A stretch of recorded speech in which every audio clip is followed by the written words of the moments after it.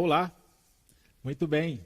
Seja bem-vindo a mais um aulão da IBARD, Igreja Batista Redentor, em Diadema. E nós estamos tratando sobre os distintivos batistas regulares, baseados neste livro aqui. Então, temos desenvolvido esse conteúdo bíblico. Já falamos sobre a questão da bibliologia.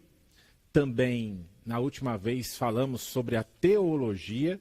E o terceiro distintivo batista regular que gostaríamos de tratar com vocês é exatamente a questão da cristologia. A cristologia, algo essencial para a compreensão de todos os cristãos. Você acabou de reparar no que dissemos? Todos os cristãos. Se nós somos chamados de cristãos, então é óbvio que devemos entender do que se trata o termo cristologia, a pessoa e a obra de Jesus. Então, nós vemos aí uma ilustração sobre Jesus. Não esqueça de pegar e fazer o que você faz nos outros canais também de YouTube. Você coloca lá o seu like, você também, se você não é inscrito ainda, por favor, se inscreva. Isso é bom para a igreja. Então, cristologia, a pessoa e a obra de Jesus. Muito bem, vamos começar com uma pergunta essencial. Em determinado momento do seu ministério, Jesus chega a perguntar aos seus discípulos o seguinte: olha, o que é que o povo aí está dizendo a respeito de mim? O que eles dizem, ou sobre o que eles perguntam? Principalmente, ele queria saber o que o povo achava sobre quem ele era. Quem ele era? E aí os discípulos falaram conceitos populares, conceitos judaicos, conceitos religiosos. E Jesus partiu para uma segunda pergunta. Ele disse: e vocês? O que vocês dizem que eu sou?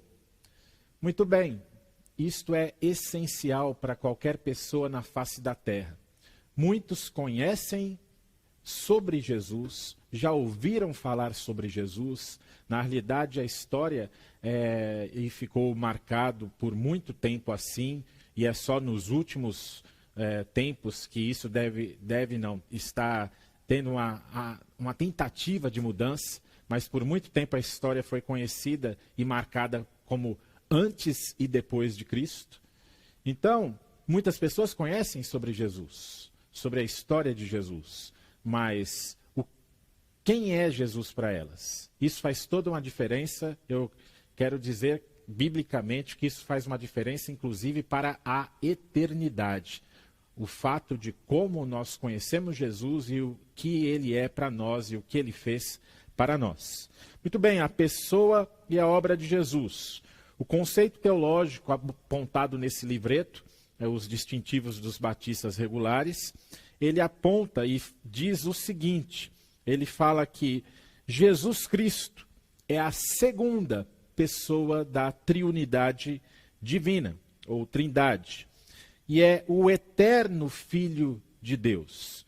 Eu gostaria que você pudesse, você tem uma Bíblia aí perto, abra sua Bíblia em João, o Evangelho de João, capítulo 1, o texto clássico, que você pode até mesmo já imaginar qual seja, João capítulo 1, versículos de 1 a 3, são versículos essenciais para que nós saibamos a respeito da pessoa de Jesus e da obra dele também.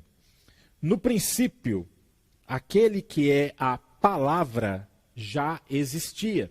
Estou com a NVT aqui. No princípio, aquele que é a palavra já existia. Em outras versões fala, no princípio era o verbo, e o verbo estava com Deus, e aí vai. Então, no princípio, aquele que é a palavra já existia. A palavra estava com Deus, e a palavra era Deus. Ele existia no princípio com Deus. E essa ênfase aqui no princípio também remonta às tradições de Israel, remonta ali e ecoa Gênesis capítulo 1. No princípio, Deus criou os céus e a terra. Então, o evangelista João aqui, no Novo Testamento, ele faz uma referência lá para o livro de Gênesis. Então, nós vemos que a palavra era Deus. Ele existia no princípio com Deus. E por meio dele, note bem, por meio dele, Deus criou todas as coisas. E sem ele, nada foi criado. 3 versículos apenas. E nós já podemos verificar o quanto esses 3 versículos apontam a respeito da pessoa e da obra de Deus. Nós vemos como que isso é rico, como isso é grandioso. Então, o livro diz aqui que Jesus Cristo é a segunda pessoa da Trindade e que esse Cristo, ele recebeu corpo e natureza humanos. Então, vamos verificar isso, se bate com a palavra de Deus. No versículo 14, João 1,14, diz assim: assim, a palavra, o verbo, no grego logos, assim a palavra se tornou ser humano, carne e osso, e habitou entre nós. O termo, vocês sabem, aquele termo lá que é como fazendo uma referência ao tabernáculo no deserto. É como se o autor dissesse assim, ele se tabernaculou aqui nesse local, nessa terra. E ele era cheio de graça e verdade, e vimos sua glória, a glória do Filho único do Pai, o Filho unigênito do Pai. Em outras palavras, o Filho de única qualidade, o Filho dele por excelência. Nós, hoje em dia, João 1,12, também podemos ter a autoridade de sermos chamados filhos de Deus, a exousia, a autoridade de sermos chamados filhos de Deus, mas nós somos filhos de Deus. Aliás, por adoção. Jesus não, Jesus é o Filho eterno de Deus. Ele é o Filho unigênito, porque ele é o único daquela qualidade. Muito bem, então aqui nós vemos que esse Filho, esse verbo, essa palavra que estava no princípio, e aí podemos pensar, né? Se imaginarmos o princípio de Deus, que fala aqui que ele sempre esteve com Deus. Se nós formos imaginar o princípio de Deus, qual seria o princípio de Deus? Claro, Deus não tem princípio. Então, Jesus, ou melhor dizendo, o Cristo, o Filho, a segunda pessoa, sempre esteve desde a eternidade com Deus. Ele sempre esteve ali. Mas em um determinado momento histórico, ali em Israel, ele veio a nascer. Então nós vemos aí as 2 naturezas de Cristo, é o que nós vemos apontado. Ele veio ao mundo e apontou e recebeu um corpo e natureza humana. Então, ele nasceu da Virgem Maria por obra e graça do Espírito Santo. Nós vemos aqui as 2 naturezas de Cristo. Cristo, então, passou a ter ele já tinha uma natureza divina e ele passou também a ter uma natureza humana. Jesus não deixou, você pode até pensar ali em Filipenses capítulo 2, não é? É de suma importância que você lembre desse texto. Você deve lembrar de Filipenses 2, e o que acontece em Filipenses 2 não é que Cristo deixa de ser Deus, em hipótese alguma aceite um ensino assim. Jesus continua como Deus, mas ele recebe então uma natureza humana na sua encarnação. E agora ele tem e é tanto homem como Deus. Nós vemos aí contrastes, por exemplo, entre essas 2 naturezas. Nós temos contrastes entre a natureza divina e a natureza humana. Por exemplo, a natureza divina é infinita e a natureza humana finita. A natureza divina é independente, a natureza humana dependente. Ele orava ao Pai, ele chorava e clamava ao Pai, ele dependia do Senhor. Natureza divina é imutável, natureza humana mutável. Natureza divina não sujeita ao espaço, É interessante quando que nós lemos lá em João, João capítulo 3, ele fala que Jesus veio do céu e está no céu. Então a natureza divina não é sujeita ao espaço. Agora, a natureza humana é sujeita ao espaço. Jesus nasceu e tinha corpo, então ele era sujeito ao espaço. A natureza divina não sujeita ao tempo, natureza humana sujeita ao tempo. Pasmem, não é verdade? Quando meditamos sobre isso. Jesus, para poder cumprir o seu papel redentor no plano de Deus, ele teve que esperar 9 meses de gestação de sua mãe. Imagina só, ali, 9 meses no ventre de sua mãe. E depois ele teve que esperar a aprender a andar, a falar. E ele teve que crescer. Você sabe muito bem que Jesus começou o seu ministério em idade bem para frente, aos 30 anos. Então, é uma natureza sujeita ao tempo. Não passível de tentação, a natureza divina. Natureza humana passível de tentação. Natureza divina todo-poderoso. A natureza humana se enfraquecia, se cansava, chorava. E, então, era também sujeita à fraqueza. A natureza divina, conhecimento ilimitado. Natureza humana é um conhecimento limitado. Creio eu que foi por isso mesmo que naquele momento ele diz que desse dia e dessa hora ninguém sabe, somente o Pai. Então é uma expressão de Cristo falando, expressando ali o seu conhecimento limitado devido à encarnação naquele momento específico.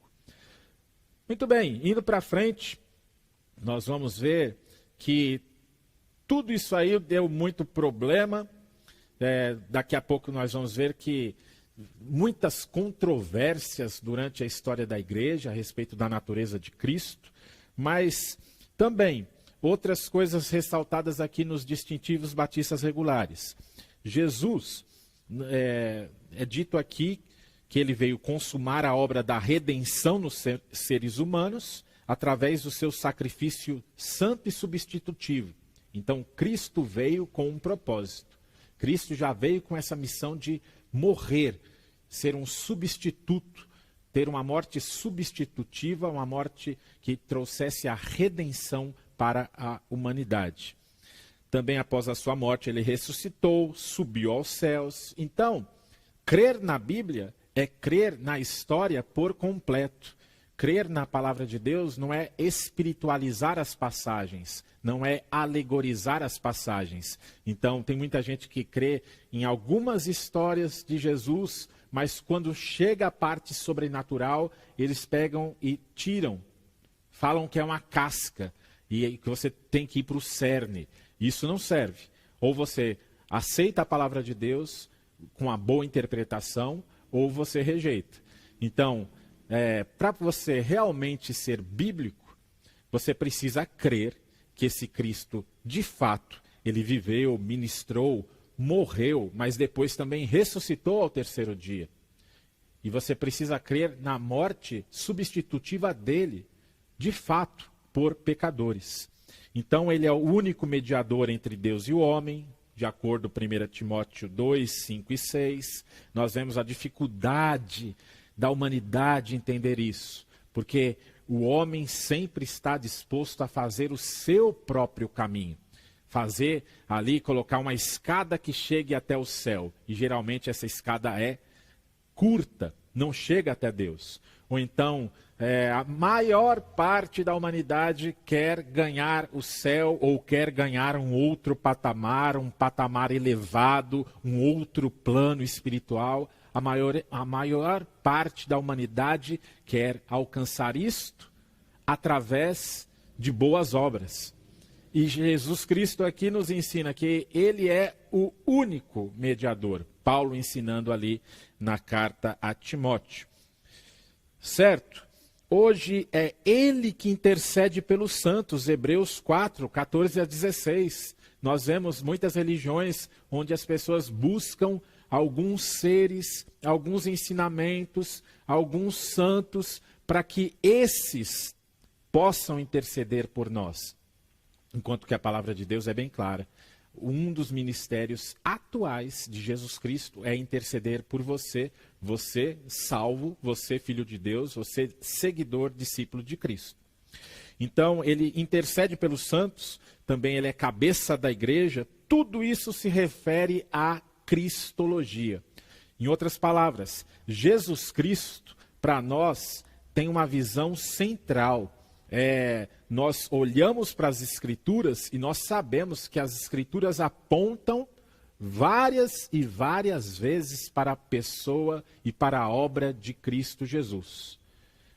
O próprio Cristo disse isso lá na estrada de Emaús, estão lembrados? Ali com aqueles 2 discípulos, ele chega para eles e começa a discorrer ali na Bíblia que eles tinham, ou seja, no Antigo Testamento inteiro, sobre como aquelas referências apontavam para o Messias, apontavam para o Cristo. Então isso é muito claro.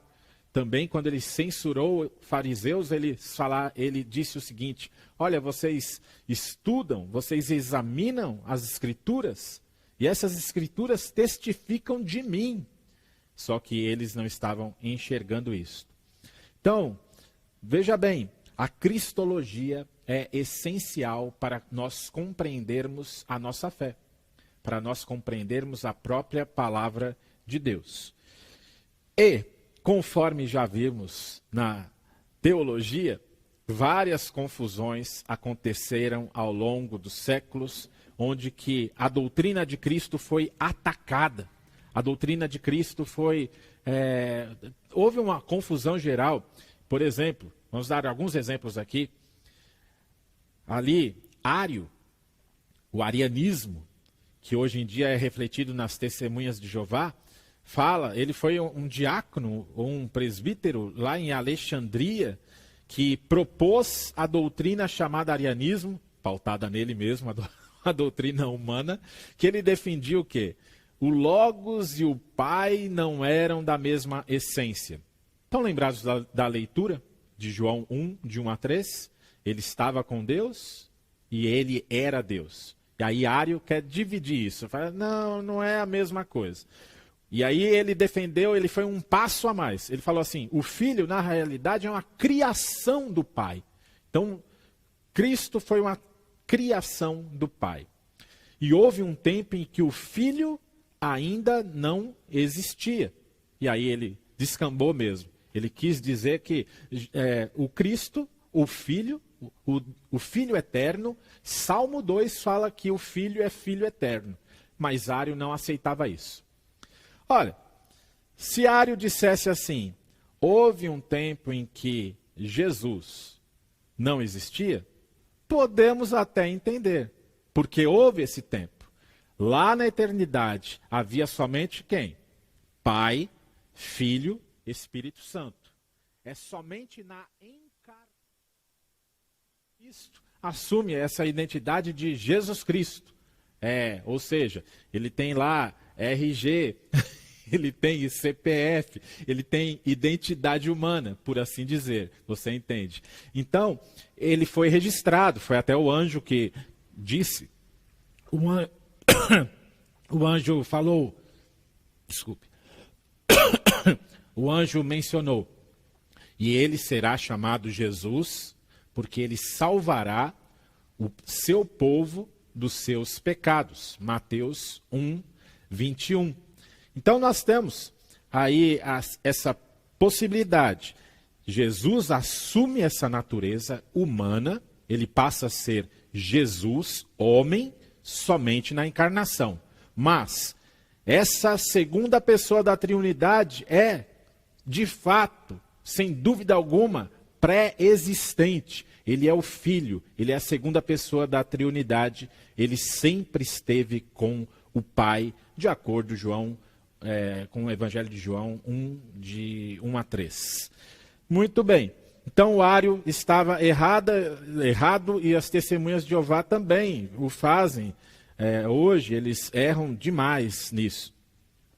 Muito bem, vamos para frente aqui, nós temos heresias antigas, falsas concepções sobre a pessoa de Cristo.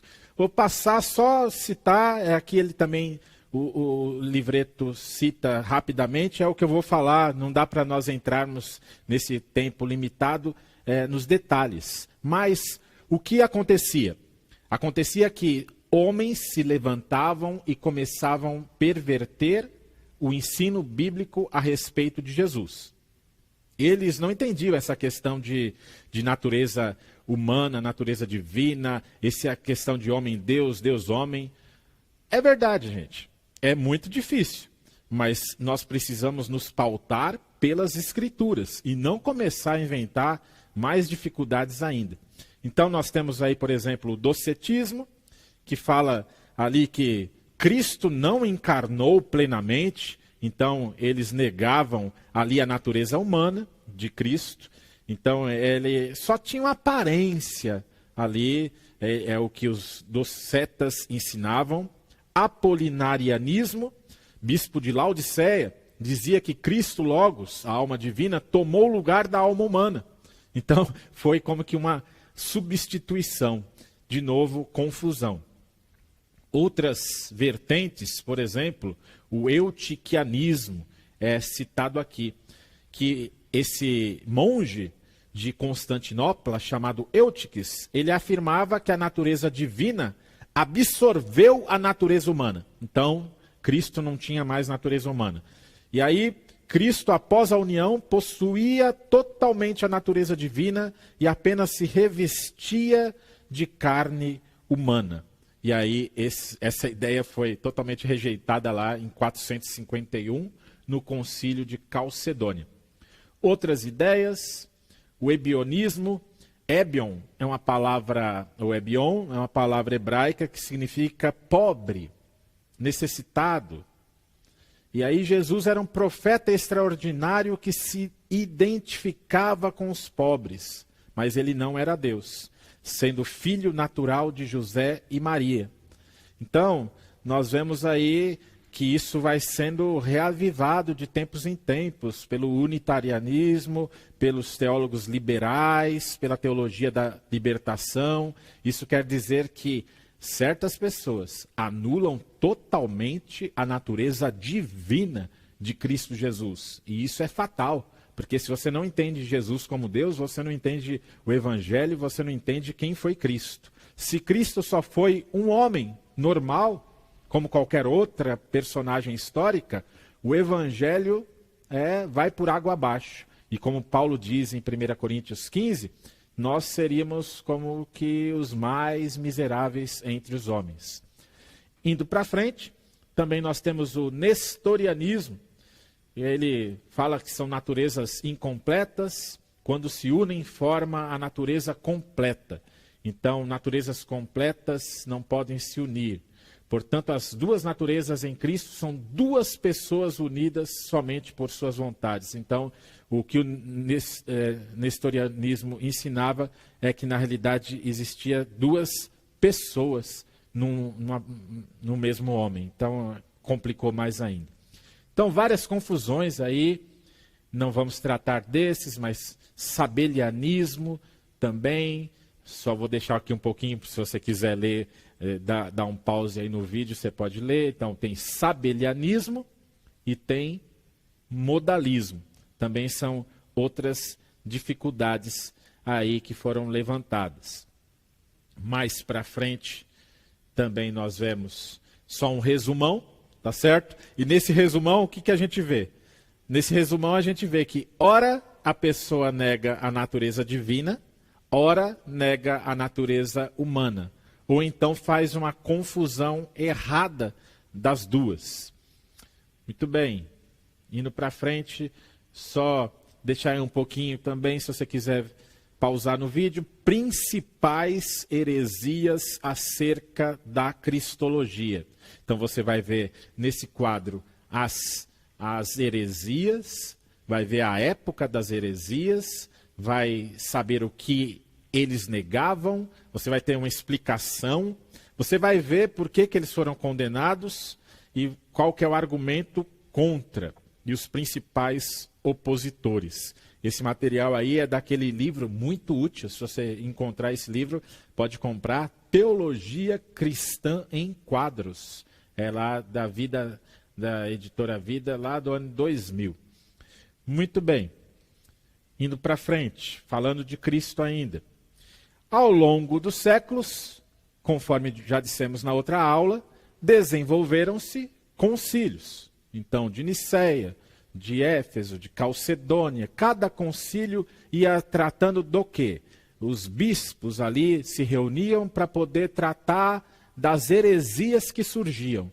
E aí eles ficavam por algum tempo ali discutindo, até ao ponto que chegavam à conclusão final para poder, por um lado, condenar a heresia e refutar a heresia, não condenar sem razão alguma, mas condenar baseado na verdade, e também estabelecer uma maneira de declaração da verdade, de uma maneira abrangente, de uma maneira mais compreensiva para todos. Então, certas declarações, certas formulações, até mesmo daquela época, servem e têm atravessado a história da igreja até hoje, para poder, então, falar das doutrinas das Escrituras, teologia e, conforme estamos falando aqui, cristologia. Cristo. Quem é Cristo? Toda Páscoa, todo Natal, essa imagem, ou várias outras imagens sobre Cristo, lotam as bancas de jornal, capas de revista, livros, sempre da Ibope. Por quê? Porque Cristo mexeu com a história da humanidade. Cristo veio à história. Às vezes a pessoa fala assim, não quero falar de Cristo porque eu não quero falar de religião. Olha, então, responda o seguinte, a gente tem que falar sobre história, porque Cristo não é só uma questão religiosa, Cristo adentrou a história. Está lá, João capítulo 1, versículo 14, né? E o verbo se fez carne. E esse Cristo, esse Deus que se fez carne, mudou toda a história e precisa ser considerado. E uma das coisas que também começou a ser muito discutida ao longo da história da igreja é exatamente a morte de Cristo. Se antes eles discutiram bastante a respeito sobre a natureza de Cristo, quem é esse Cristo? Quem é esse Jesus? Quem é Jesus Cristo? Depois, lá para a época da Idade Média e depois na época da Reforma, o que aconteceu? Eles começaram a discutir e debater sobre a abrangência, a necessidade e o significado da morte de Cristo. Afinal de contas, por que e para que Jesus morreu? Você entende? Eles chamam todos os milagres de Jesus, toda a obra de Jesus, toda a pessoa de Jesus de mitologia. Então, eles querem dizer que Jesus era um homem comum, um bom homem, excelente, mas só que um homem comum. E isso é fatal na área teológica. Também, só voltando um pouquinho a respeito dos reformadores, falamos de Lutero, Calvino, Zwingli, Simons e outros aí daquela época, eles também, é dito aqui, os reformadores protestantes afirmaram que Jesus morrera como substituto pelos pecadores, satisfazendo assim a justiça e a ira de Deus. Por que voltamos aqui? Porque também no liberalismo teológico e também nas seitas, eles não vão prezar por esse alto valor da morte de Cristo. A morte de Cristo seria mais como um exemplo, como se pudéssemos pensar assim, olha, tá vendo? É um exemplo de sacrifício, de dedicação. Olha como Jesus se tornou um mártir pela sua causa. E nós devemos também fazer o mesmo. Então, confundem totalmente aquilo que é essencial, gente. E o essencial do Evangelho também é a morte de Cristo. Porque se Cristo não nos pode redimir, o que seria de nós? Então, morte, encarnação, morte e ressurreição são partes vitais. Se você nega que Cristo encarnou, Deus, Filho, encarnou. Se você nega que ele morreu com a morte substitutiva pelo pecado. E se você nega que ele ressuscitou, porque muitos também dizem, olha, como é que Jesus ressuscitou? Jesus ressuscitou idealmente. Ele ressuscitou nas ações dos seus discípulos. Jesus ressuscita cada vez que um seguidor de Jesus faz uma boa ação, cada vez que um seguidor de Jesus fala em nome dele, aí é uma espécie de ressurreição. Isso é loucura, gente. Cristo encarnou, Cristo morreu e Cristo ressuscitou verdadeiramente. E isto sim é o Evangelho. E aí o livro fala sobre as divergências denominacionais e ou heréticas. Por exemplo, os testemunhas de Jeová, falei já da outra vez sobre eles, espíritas e teólogos liberais negam a divindade de Cristo. Eu trouxe aqui, hoje, esse exemplar dessa Bíblia de estudo, da tradução do Novo Mundo da Bíblia Sagrada, para não dizer que eu estou inventando. Tradução do Novo Mundo da Bíblia Sagrada. E lá em João, eu vou ler para vocês a tradução deles, que diz o seguinte: no princípio era a palavra, e a palavra estava com Deus. Perfeito. E a palavra, agora que vai complicar, hein? Olha lá. E a palavra era um Deus. Um Deus. Como assim? Versículo 2. Ele estava no princípio com Deus. Todas as coisas vieram a existir por meio dele, e sem ele nem mesmo uma só coisa veio a existir. Tá vendo? Qual que é a ênfase aqui desses outros dois versículos? Primeiro, começa falando que a palavra era um Deus. Nos outros dois versículos, eles vão falar a verdade. Tudo veio a existir por ele, criação dele. Criação da palavra, criação do verbo. Se a gente vai lá em Isaías 45, estou indo na Bíblia deles, tradução do Novo Mundo da Bíblia Sagrada. Então, na Bíblia deles, o que nós temos? Vai falar que esse Deus é o único Criador. Olha lá, vamos tentar achar aqui, pode até ler o capítulo 45 todo, gente. Mas, por exemplo, o versículo 5. Olha lá. Eu sou Jeová, e não há outro. Além de mim, não há Deus. Está vendo? Além de mim, não há Deus. Eu os fortalecerei, embora você não me conheça. Por isso que eu falei para vocês. Se um testemunho de Jeová falar para vocês, Jesus era um Deus. Um Deus. Aí você pergunta para ele, mas é um Deus verdadeiro ou falso? Porque aqui, Isaías 45, na sua Bíblia, está falando assim que, fora de mim não há Deus. Além de mim não há Deus. Se Jesus, além de mim não há Deus. Se Jesus é um Deus, já está errado. Olha lá. Também, versículo 6, para que as pessoas saibam, desde o nascente do sol até o poente, que não há outro além de mim. Eu sou Jeová e não há outro.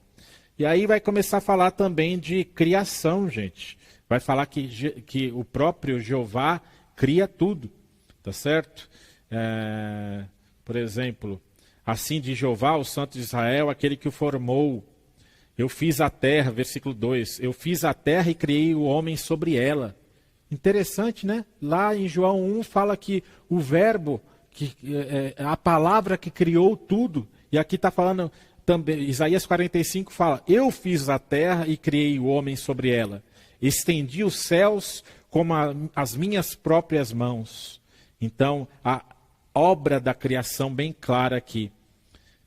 Vários outros versículos a gente pode pegar e ver. Leia, eu vou até desafiar que você possa ler Isaías 45 e grifar todas as vezes que a obra da criação é mencionada. Então, se Isaías 45 fala que foi Jeová que criou o mundo, e João fala que foi a palavra que criou o mundo, chegamos no impasse. Ou Jesus também é chamado com o nome de Senhor, porém, por isso que nós cremos na Trindade, ou então está tudo confuso, está tudo errado. Também outro trecho que eu gostaria de mostrar para vocês, ali em João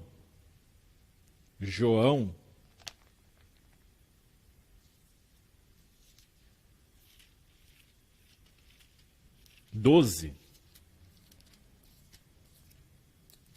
41. João 12, 41. Isaías disse isso porque viu a glória dele e falou sobre ele. Olha, você crente, anote esse versículo. E todo o testemunho de Jeová também deveria anotar esse versículo para poder estudá-lo. Porque no contexto aqui, João 12, 41, o próprio Cristo fala e faz uma referência para Isaías capítulo 6. E Isaías capítulo 6 nós temos o quê? Nós temos o Senhor, aqui vai estar escrito Jeová, estará sentado no sublime trono. E aí, até mesmo nessa própria Bíblia dos TJ, dá para você compreender que quem estava sentado ali, aquele suposto Jeová, né, na nossa Bíblia, Senhor em letra maiúscula, é o próprio Senhor Jesus aqui. Tanto é verdade isso, que no final do capítulo, aqueles judeus, compreendendo o que Jesus estava falando, se apressaram para tentar apedrejá-lo, para tentar matá-lo a pedradas, porque era uma afirmação inequívoca que Jesus estava dizendo que era Deus, a deidade de Cristo. Então, é interessante você poder pegar uma Bíblia dos próprios TJ e poder mostrar para eles a respeito da deidade de Cristo. Cristo é Deus. Então, também fala dos Mórmons aqui. Para os Mórmons, Jesus é o nosso irmão mais velho, irmão de Lúcifer, filho de Elohim, que progrediu até se tornar um Deus. Um dos livros que se você encontrar em qualquer sebo, esse aqui é meu, então se você, se você encontrar em qualquer sebo, adquira A Ilusão Mormon, de um especialista em mormonismo, Floyd McKeown. E esse homem, ele faz um estudo completo aqui. Tem vários livros sobre mormonismo de especialistas, alguns deles até mesmo ex-mormons, comparando as escrituras mormons e a palavra de Deus. Mas eu só vou ler, interessante, na página 100 aqui, o que o Floyd McKeown diz. O Jesus mormon não teve nascimento virginal. É irmão espiritual de Satanás. Não foi Deus desde a eternidade. Não é um em natureza, essência e substância com Deus Pai e com o Espírito Santo. Sua salvação não pode levar a pessoa ao céu mais alto, porque eles têm gradações de céu. É necessário que a pessoa também faça boas obras. O Jesus mormon é um Jesus falso, um Jesus que não existe, a não ser como parte da ilusão mormon. E todo esse livro aqui é baseado em escritos, em artigos e escrituras da própria igreja mormon. Então, ele vai tirando todas essas doutrinas dos próprios escritos deles. Então, está tudo documentado. Ele faz isso. Por exemplo, essa blasfêmia aqui, gente, que fala aqui, ó, que Deus é que teve relações sexuais físicas com a Virgem Maria. Então, é assim que eles ensinam que a natureza de Cristo foi formada, que então houve relações sexuais ali com Maria, quando que a Escritura, as Escrituras dizem, os Evangelhos ensinam que foi o quê? Uma obra criativa por parte do Espírito Santo de Deus.